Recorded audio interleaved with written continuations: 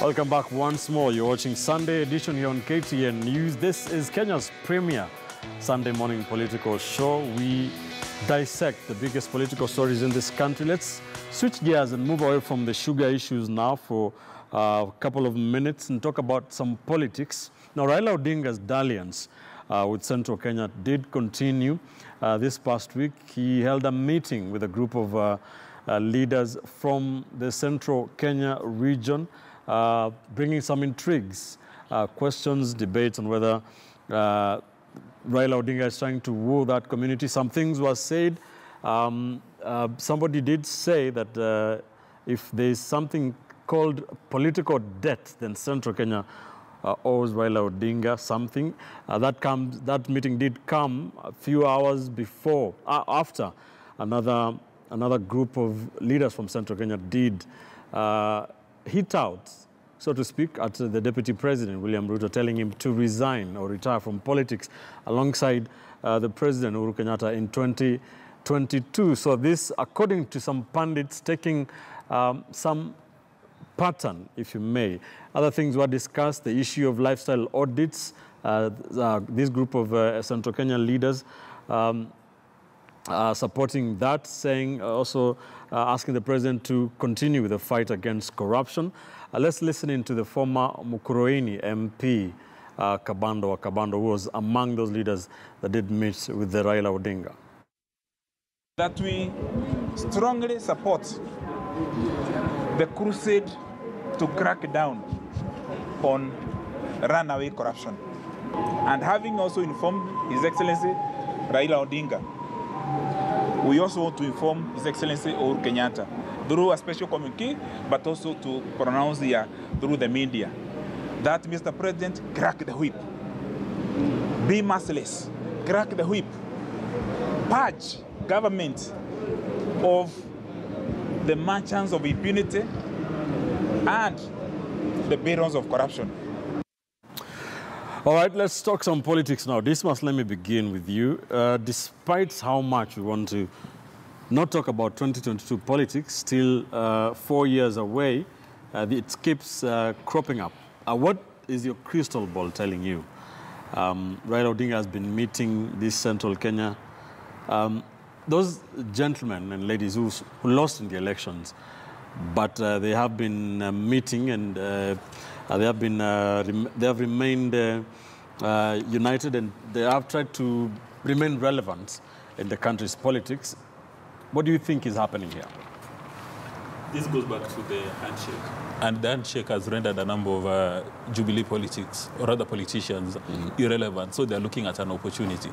And the conversations within Jubilee around succession and legacy has given people a new lease of life.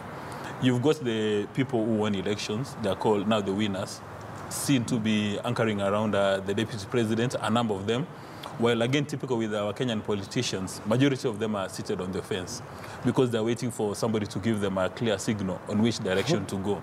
And they got the signal from the president's pronunciation on Tanga, but a few days later, the deputy president was able to neutralize that. Now Tanga has become a very good word. You ask your friend, where are you? They'll tell you in a Tanga. So it's not even a bad thing anymore. But now when you go back to the crux of the matter, attempting to read these tea leaves, it's a tragedy that Kenya, 6 months after an election, we are already discussing 2022. And if you go to statesmen, they'll be telling you there are good leaders look at generations, and normal leaders look at an election. Now, all of us are fixated on 2022. And the buck stops with President Kenyatta and his deputy when they meet. I understand they're having a meeting on Tuesday. So they must take a decision and tell us, are we going to stay focused on legacy issues, or are we going to stay focused on 2022? The so-called poll losers, for them, it seems to me they are focused on 2022. They want to create space for them. And all of them blame the DP for their loss, for their station in life, for their misery, because they say that it's because of the way he managed the party primaries that they found themselves out of the equation. So anybody who doesn't get along with the deputy president, they're happy to play ball. And at this stage, if you go to them and you ask them, really, why did you have a cup of tea with Raila Odinga? They probably do not have a reason. The only reason why they went there was to slight to slight the deputy president, to make him nervous. But again, some sections of the winners say, why is Odinga holding court with losers? But when you go back to the Jubilee administration, you've got poll losers as the chief administrative secretaries. You've got Ababu Namwamba, you've got Shebesh, you've got Mungaro. I mean, the list is as long as my arm. And it's only a naive person who can claim that somebody who has lost an election is not going to be effective. Because, you know, for you to become president of Kenya is a 50+1. Maybe this poll loser will just give you that one vote that you need. But at the end of the day, really, President Kenyatta and his deputy need to sit down and tell us whether they want us to stay focused on legacy issues or whether they want us to stay focused on 2022 so that all of us start campaigning. Because I know there are a number of people on this panel who want to become MCAs or MPs, and no one wants to become a governor, so that we can give them the opportunity to go back to the village and start campaigning. We don't want them to lose opportunities because of the mist coming from Jubilee. And at this stage, we must now ask other presidential candidates to come up and tell us that we are around the block because we're in the campaign mode. And as Kenyans, let's run away from suffering from buyer's remorse, because that's what is ailing us today. Some of these people that we elected to the National Assembly, and Will has indicated, a number of them, including from my village, they spend all their time with the politicians. They are never ever seen in their constituencies. And when you see them in their constituency, they're coming only for funerals. A number of them are coming up with funny development priorities. There's one we said that is setting aside resources to train drivers, as if drivers is a priority.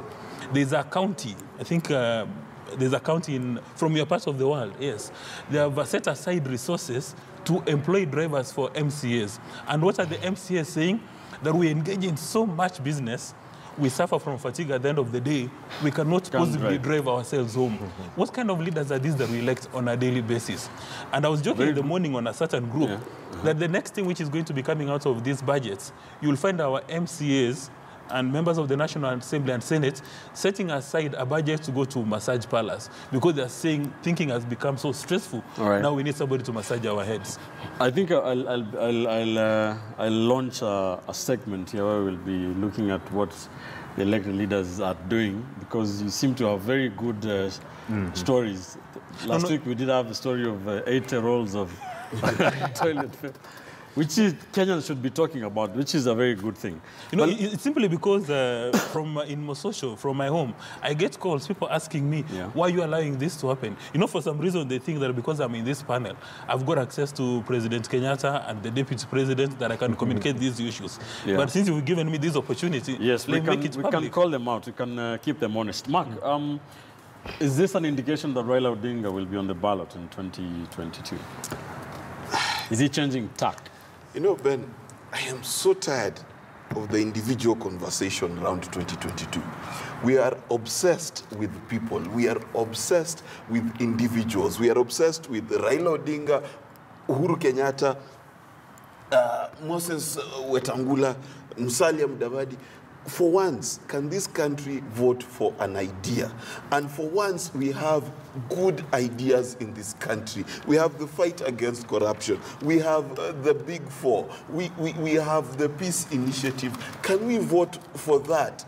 Honestly, it is so tiring to talk about individuals. Well, it's happening. It is happening. We're not making it up. Yeah, and that's why I'm saying it's tiring, because the truth of the matter is we can't have our cake and eat it. We can't debate 2022 and fight corruption, because the moment you start debating 2022, every person who's touched, it becomes a political war. So now if you arrest someone from Raila's camp, it becomes the DP is now trying to attack Raila. If you touch someone from the Uhuru side, you say, oh, now the Gema community is... It becomes completely untenable. If, in fact, we put Big Four in terms of again, 2022, then where we are building these houses the president is promising becomes, again, political. It becomes, oh, if it is in Machakos, he's supporting Governor Mutua. If it's in Kisumu, he's supporting Raila. And we can't go around this same mulberry bush for the next 5 years. So since we're talking about Raila Odinga, so what is Raila Odinga's card? No, you know, Ben, I refuse to insult my intelligence to think about that, because the truth is I have an answer, okay? But it is of no consequence. For me, what matters is not a William Ruto presidency and Uhuru a Raila presidency. What matters for me is, can for once Kenya get its act together and let's do the right thing. All right, so what should we do? No Let me ask you this. What should we do about these political meetings that are happening? Let me tell you.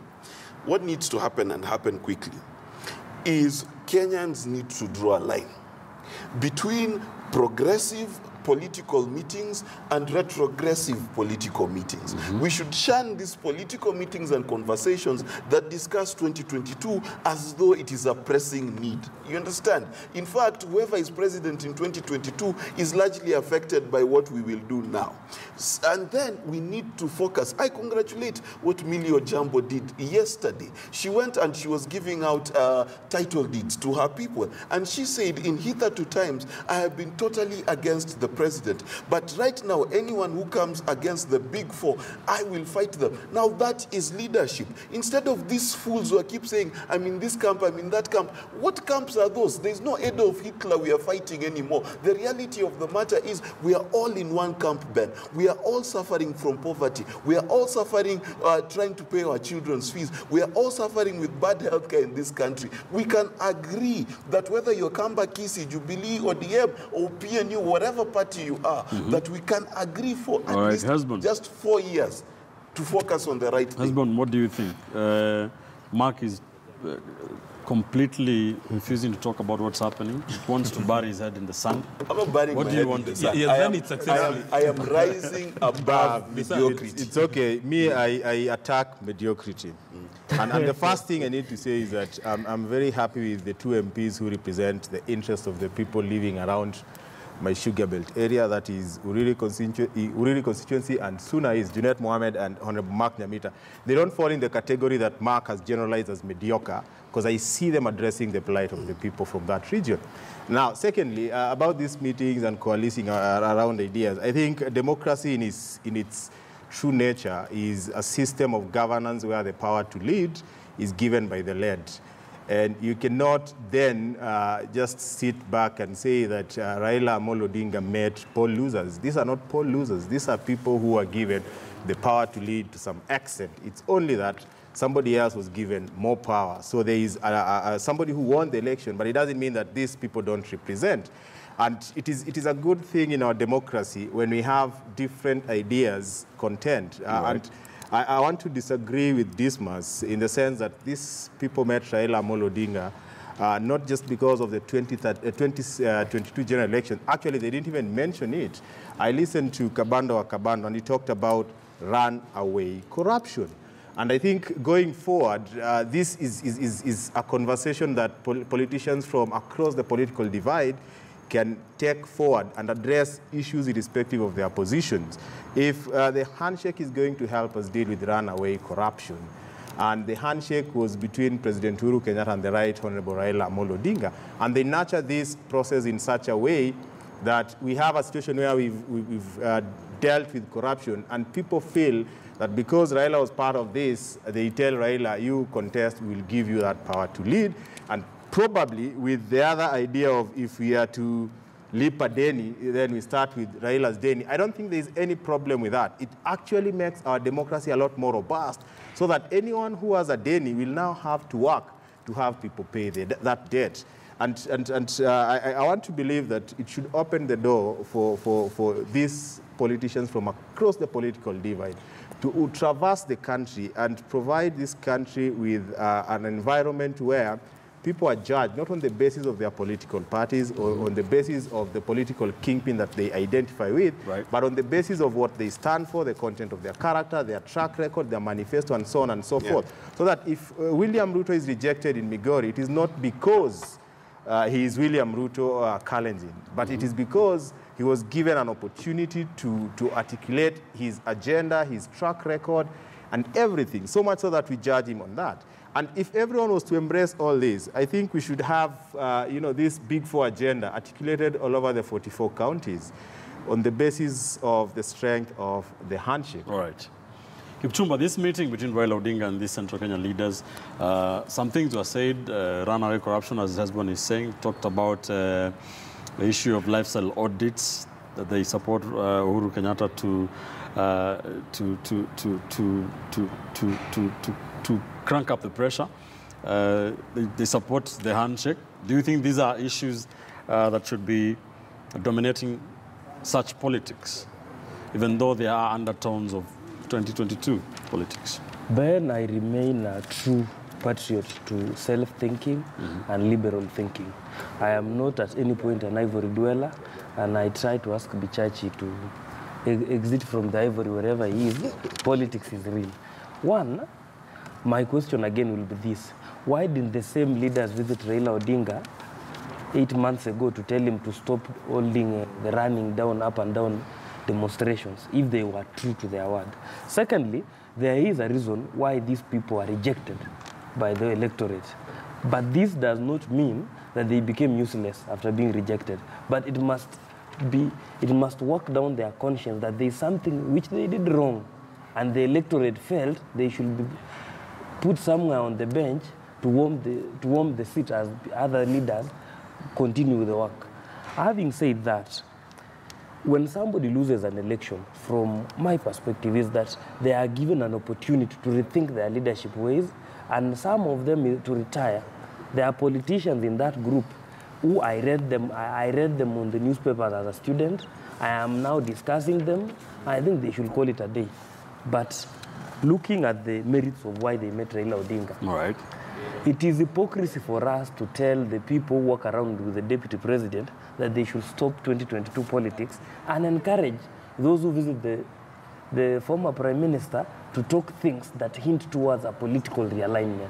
When Jamle Kamau talks of Atuna Deni na Mutu, we know, although I do not subscribe to the Deni kind of politics as a person, because it is politics that sacrifices hard work, other things at the altar of other things. I think when we say there were no politics, we'll be lying to ourselves. It is something that individuals sat somewhere and decided that we want. When he says that Tuna Deni Namutu is attacking the deputy is No. When you say Tuna Deni Namutu, we know it is a slang outside here who the Deni politics revolves around. So to come out and say the only Deni we have is with Jaramogi. Jaramogi is long dead. Will we get him out of the grave and come and pay him? No. So we need to be honest with ourselves, and we don't need those Deni discussions. Right. We need the rampant corruption is a subject that needs to be discussed, and that's why I agree that as former leaders, they have something they can contribute to society, but not to come and psych us in a certain direction. Secondly, the notion being peddled around by Dismas and Kohut that the deputy president affected the nominations and that's why they lost. I think the deputy president has only one vote. He's a voter in a primary school known as Kosache. I do not hold this brief, but there are some records that must be set clear. all right. Dismas, what do you... But if Well, I, you know, Karira has said several things that are contradictions and we must point them. Yes. Number one, he said that you are not supposed to punish success. Some of the politicians he's talking about that he read in his history books became success at an early age. So why would you want to punish him? I mean, if a guy became a serious politician at the age of 21 and 40 years later he's in the field, why do you want to punish him? And then there is no evidence to suggest that the older you grow, the after you become, so that you exit the political space. And if the voters want you to get into office, they will vote for you. And then also for Makia, today, for a good part of the show, he's been in Kenya, but the last comment, he disappeared to Utopia. That we should only be looking at ideas. That only happens in the US or in the UK. In Kenya, we are governed by tribal lords. So what we should be doing is coalescing around tribal lords with good ideas. If we think Professor Kiapi has got a good idea, let's run around him so that we run away from that identity politics. And in the last couple of days, the MPs who come up with very solid thinking. Right. There's an MP from Busia called Mudenyo. Is in that committee, the joint committee, is raising very substantive issues. There's Musalia Mudavadi who has said, let's look at a judicial commission. Owile says Mark Nyimita and Junet Mohamed. So there's a good number of MPs that we should be celebrating instead of saying all of them are fools. Because I know a number of guys, as I've indicated to you in this table, want to go to politics, and I don't know whether at some stage, because he wants to run, he may not disclose, but when he runs, I don't know whether he'd want to refer to himself as, as a foolish politician. But all said and done, we have the opportunity as buyers when we go to vote when you're going to vote for elected officials, let's vote with our personal interest at mind. Like for me, I'm a Kisii man. If you tell me to vote, say, if say a fella from Kisii wants to run for president, I'm not going to vote for him simply because we come from the same village. I'll vote, say, for Karoria because he's got very good ideas. So let's run away from those identity politics and also look at our leaders from our selfish perspective, that what is it they're going to do which is going to affect my socioeconomic lifestyle. Mark, you've been accused of being a citizen of a city called Ivory Tower, in a country called Utopia. Yes. What do you want to say to that? The reality of the matter is this, that the world has been changed by idealistic minds like myself. Every nation that we praise has had someone who lives in that ivory tower and has the courage to live out that expectation. The likes of Kipchumba Karori might be swallowed by the wave of current popular thought. But let me tell you, like Mahatma Gandhi, my words shall be remembered. And I'm telling you, it is of no benefit for this country to continue to talk the politics of individuals. It's a waste of time. It is, in fact, the slavery of the mind par excellence. Right. Any Kenyan who has been enslaved by the tribal warlord cannot think for themselves. Let's not forget that in 2005, an entire constitution was thrown out because someone called Baba had read it. If there is a height of foolishness, mediocrity, and nonsense, it was at that point where we decided to trade in our collective IQ off of the whims and whims of an individual. And that should never be allowed to happen again in this country. And you've also on this show given us or preached to us the gospel of the sweet seller versus the dentist. Yes, exactly. How does it apply? You see, you've got a good memory. You've got an excellent memory. You see, the reality of the matter is this, that Kenya is a country that has refused to live up to its high literacy rates. It is funny that in this country you will find the dentist who's a professor in the bar talking about how he will vote for his tribe mate without due consideration of policy, agenda, and ideas. And that's the problem. But that only happens throughout the world when a population decides to live in fear of the others. For example, in the United States today, they're completely afraid of the others, Mexicans. In the Brexit and immigration crisis. By the way, have you ever noticed it's only a crisis when Africans are trying to go to Europe? When the Balkans were at war, the Serbians and the Yugoslavs were killing each other, and they went to Europe, there was no migrant crisis. A crisis is defined by blackness. So the reality of the matter is this, that this world needs people to think on a more excellent slate. And this country needs that. And if you listen to the words of the president, there was no master stroke than when he sat and said that if my younger brother is caught in corruption, let him be arrested. That is intellect. That is using our intellect to bring Kenya forward. As Disma said, we need to think 50 years from now. In fact, today, I'm willing to participate in the question of who will be president in 2050. That is a relevant question. But 2022, it's a waste of time. Ben, let's burn and then Dismas. Ben, I think we need to disabuse this issue that the politics of individual is bad because it is not. We just need to rise beyond the mediocrity of individuals that we've been following. If we have mediocre individuals, from where I sit, I don't think we've ever followed individuals who are not substantive. The African, let me just finish. No, let me tell you, the African culture that we live in today, the African culture that we live in today, the Kamba nation follows Kalonzo, they are behind Kalonzo, not Sonko. The African culture is the most recent culture from the Oret culture, and we are relatively communal. If you combine this with the Ubuntu philosophy, you realize that the politics that we are practicing is the politics of belonging. And we don't hit one of us who has ascended to a position of influence. So we should not talk about individuals without substantiating that. We should not just do politics of individuals who are not taking us anywhere. If there's an individual who is not substantive, who is not doing whatever, is of interest to the community that is leading, that individual should be judged on their capability. But we should not dismiss what essentially I think is ours. And I'm talking from an authority. I'm doing a study on this, so this is something that I know. Then number two, I think we've also give the street we've also talked. I think I need to address something that Karori talked about. That most of these leaders who went meeting Raila Odinga did not go meeting him when there was a lot of chaos in the country, demonstrations. I just want to point him to the utterances and the pronouncements of Kabando or Kabando. I think he's among the few politicians, and Martha Karua, who lost, you know, but still were calling upon President Uhuru Kenyatta and the Right Honorable Raila Odinga way before the handshake to try and find a truce. And therefore, it is inaccurate to start blaming them for coming out now without situating the whole thing broadly. This is something that they've been doing. All right. Yeah, so that I take those 45 seconds. And I think there's a solution that Mark needs to socialize with. The Ndegwa reports of 1971 that allowed public servants to participate in politics. That is our biggest disaster. Every politician wants to, or rather every Kenyan wants to acquire political power so as to use it to influence business. If we agree as a nation today, and I'm hoping that President Kenyatta and his deputy on Tuesday will consider it as a big agenda item, we take a decision that if you're going to be a public servant, you're going to be a public servant, you're not going to do business with the state. Then at that level, we can begin to address the issue of mediocrity.